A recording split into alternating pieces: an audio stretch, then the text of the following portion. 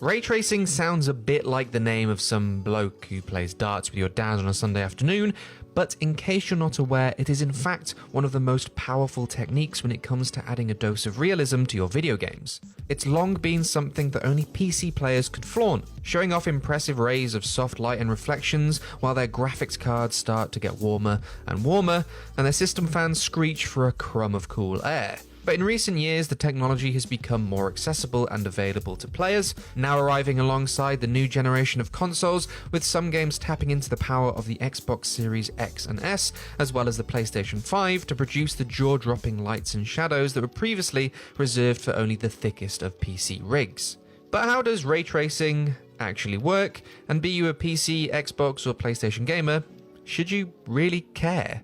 Basically, ray tracing casts out and calculates linear rays of light between in-game light sources and the player's eye. This is rendered in real time as the rays bounce off whatever surfaces they hit, going from object to object and reacting accordingly until the image is displayed on screen.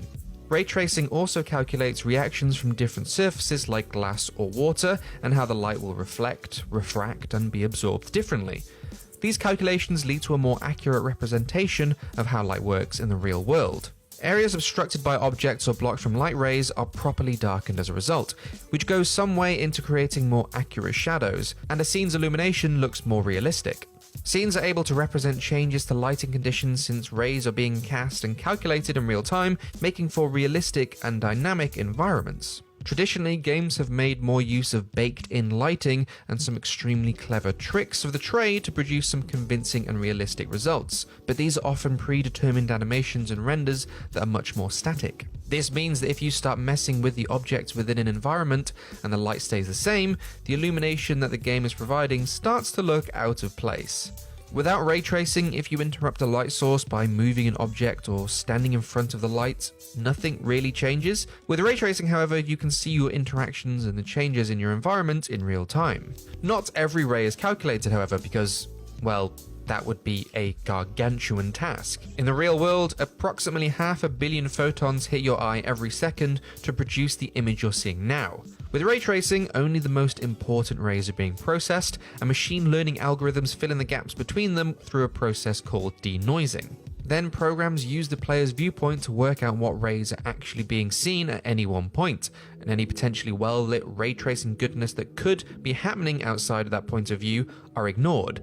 Procedures like these go a ways to reducing the computing power needed when using this tech. Now, this is obviously very impressive stuff, utilizing some extremely clever technology and going a long way in increasing graphic fidelity in our video games, but it doesn't come for free. Ray tracing can be a big drain on your system's GPU, especially at higher resolutions, so it often comes to a toss-up of what you want out of your gaming experience. If you want these fancy shadows and real-time lighting effects, your frame rate is going to suffer. How much is dependent on the game, of course, but it's worth noting that in many cases, opting in or out of this feature will provide a different gaming experience. Watch Dogs Legion can be run on the Xbox Series X with 4K and ray tracing enabled, locked at 30 frames a second. But if you want to take advantage of a higher frame rate for a smoother experience, you'll have to disable ray tracing. Capcom says that ray tracing will be available with 2 of the Devil May Cry 5's gameplay modes on release, specifically a 4K and 30 FPS mode and 1080p at 60 FPS. If you want to play the game at 120 frames, however, you'll have to do so with no ray tracing. For your cinematic games that focus more on the world, environment, and exploration, games like Control, for example, the experience may be improved with ray tracing enabled. While we don't know how much the frame rate will be affected for multiplayer shooters like Call of Duty Black Ops Cold War, however, it's often recommended to remain competitive in multiplayer. The higher the frame rate, the better. How these games and their ray tracing offerings hold up on our new home hardware, however, only time will tell. Nevertheless, all these compromises have also been the case for the PC player base too, but now for the first time the technology has made its way to consoles thanks to the power crammed into the Xbox Series X, Series S, and the PlayStation 5. Now it's more accessible than ever, and personally I'm hoping that with that accessibility comes more developers willing to experiment with real purdy lighting and rad shadows. But what option are you going to run with? Will ray tracing be enabled at every opportunity, or are you more focused on a triple-digit frame rate? Let us know in the comments section below, and if you want to learn more about the hardware and tech inside your console, you can watch this video where John Luke breaks down whatever the heck a teraflop is. Thank you for watching, and we will see you next time.